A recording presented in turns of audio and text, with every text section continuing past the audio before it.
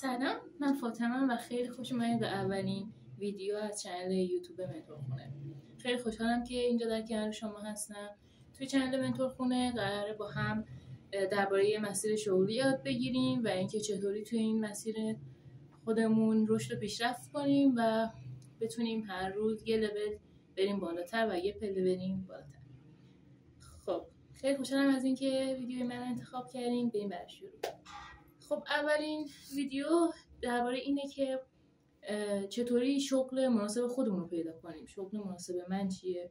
من قراره چیکار کنم؟ چه تأثیری من باید توی دنیا داشته باشم؟ و این از طریق شغل شما یا کاری که قراره انجام بدید مشخص میشه. راههای زیادی براش هست ولی یکی از راهاش هم شغله و میشه گفت مهمترین راهشه، چون ما حدود 12 ساعت، حدود 8-9 ساعت از روزمون رو در حال کار کردن هستیم، حالا چه توی شرکت‌های دیگه چه حالا توی خود زندگیمون وقتی داریم کاری رو انجام میدیم به عنوان بیزنسمن یا بیزنس وومن.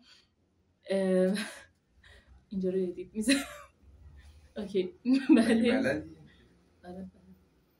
بعد حالا قراره بهتون بگم که چطوری شغل مناسب خودتون رو پیدا کنید. اگر که دانشجو هستید، اگر که کنکوری هستید، اگر که سال نهم هستید میخواید انتخاب رشته کنید، این ویدیو قراره به کارتون بیاد. خب اول اینکه هدفتون رو مشخص کنید. میخواین چه کاری انجام بدید؟ اصلا شغل رو برای چی میخواید؟ برای درآمد موقت میخواین یا برای اینکه کل زندگیتون رو روی اون شغل پایه‌گذاری کنین یا دلایل دیگه‌ای مثل اینکه بهتون انگیزه و اشتیاق بده صرفاً یا معنای زندگیتون توش باشه یا هر چیزی دیگه. حالا پس اولین قدم شما میشه مشخص کردن هدف. یه نکته هم که اینجا قراره بهتون بگم اینه که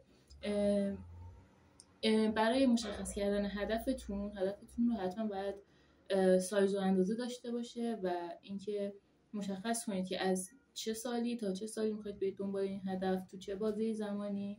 و بعداً حتما یه ویدیو درباره همین هدف گذاری و نحوه چگونگی هدف گذاری و هدف گذاری اسمارت براتون میذارم. حالا اینم بگم که در انتهای ویدیو من براتون لینک کانال تلگرام میذارم و یه فایلی که قراره این تمریناتو بهتون بگم براتون توی کانال قرار میده. خب دومین گام اینه که خودشناسی کنید. خودشناسی یعنی چی؟ یعنی اینکه من خودمو بشناسم، بدونم که کی هستم، چیم، دنبال چیم و قراره چه کاری توی این دنیا انجام بدم و اینکه آگاه باشم نسبت به خودم، بدونم که چه استعدادایی دارم، چه مهارتایی دارم، چه توانمندیایی دارم و همچنین میتونم از اطرافیانم نظر بخوام.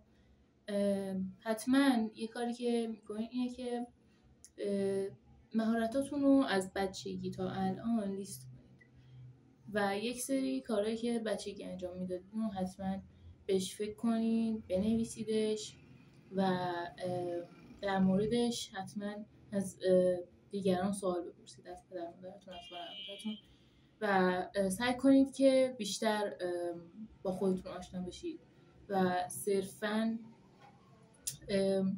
به کتاب خوندن محدودش نکنید و کتابای همچنین دنبال روانشناسی برید، حالا تراپیست یا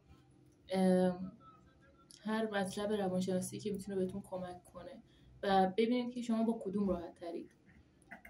با پادکست راحتین، با کتاب راحتید یا با ویدیوهای یوتیوب روانشناسی که الان هستش و یا یه سری سایت های روانشناسی هستن که به شما این خدمات رو ارائه میدن. ببینید با کدومش راحت ترید یا اصلا با مشاور شغلی راحت ترید که من هم میتونم در خدمتتون باشم برای مشاور شغلی و لینک تلگرامم رو قرار میدم که بتونین وارد چنلم بشید و بهم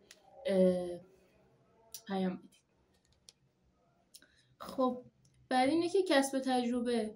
میگه شما مثلا الان به یه کاری علاقه دارین، مثلا اگه پزشکی دوست دارید برید سعی کنید برید توی محیط مثلا بیمارستان یا برید سعی کنید برید ببینید که یه دوره تزریقات برید ببینید اصلا خوشتون میاد یا نه، تجربه کسب کنید توی اون فیلد. یا اگه نویسندگی دوست دارید سعی کنید که یه سری مطلب بنویسید، هر شب یادداشت‌های شبانه بنویسید برای خودتون و سعی کنید ببینید که از اون فیلد خوشتون میاد یا نه.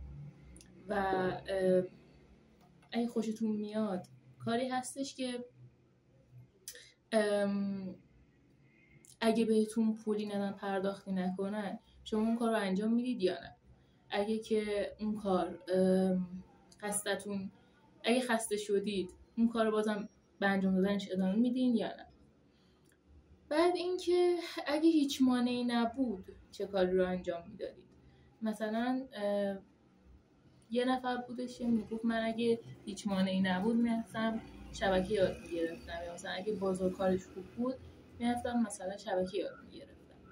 حالا شما اگه هیچ مانعی نبود چه کاری رو انتخاب میکردید؟ دوست داشتید چه کاری رو انجام بدید؟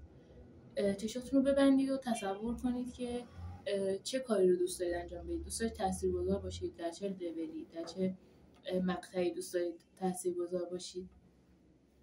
بعد اینکه نظر اطرافیانتون رو بپرسید که به شما چه توصیه هایی کردن، بهتون گفتن که مثلا تو سخنران خوبی هستی، تو خیلی خوب صحبت میکنی، یا چه نظراتی درباره شخصیت شما داشتن. البته نکته مثبتشو در نظر بگیرید و نکته منفیشو. و اینکه شرایط ایدئال شما از یه شغل چیه. مثلا برای من اینطوری بود که دوست داشتم که دورکار باشم و درآمد مثلا مثبت مثلا 20 میلیون اینا داشته باشم مثلا. حالا برای همین چون میخواستم ریموت باشم، حالا به یه سری شرایط دیگه که باید ریموت میبودم، مثلا رفتم سراغ شغل گرافیک طراحی. شما شرایط خودتون رو در نظر بگیرید، مثلا دانش آموزی، نمیدونم دانشجویی، هر چی که هست، شرایطتون چیه، ببینید که چه شغلی به کار شما میاد. مثلا تولید محتواست، یا مثلا سناریو نویسیه، یا هر چیز دیگه‌ای که میتونه باشه و حوزه شماست و بهش علاقه دارید.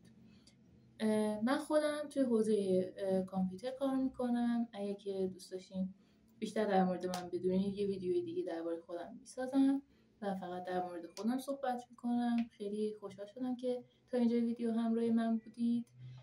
براتون PDFی که مربوط به راهنمای شغلی هست رو توی چنل تلگرام قرار میدم و موفق باشین. امیدوارم که این ویدیو کمکتون بکنه که بتونین مسیر خودتون رو پیدا کنین و توش بدرخشید. فعلا خدا نگهدار.